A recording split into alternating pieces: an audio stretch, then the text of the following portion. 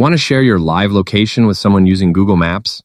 Whether you're meeting up with friends, traveling, or just want someone to know where you are in real time, Google Maps makes it super easy. First, open the Google Maps app on your phone.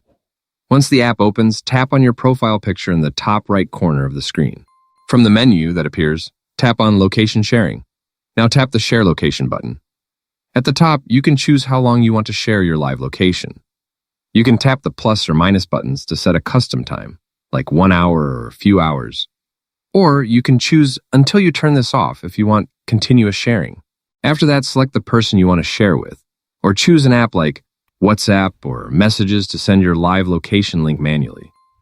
Then tap Share. Once the other person opens the link, they'll be able to see your live location updating in real time directly on the map. You can also share your location with multiple people at the same time by tapping New Share. And if you tap the arrow next to someone's name inside the sharing screen, you'll get extra options like requesting their location back or stopping location sharing instantly.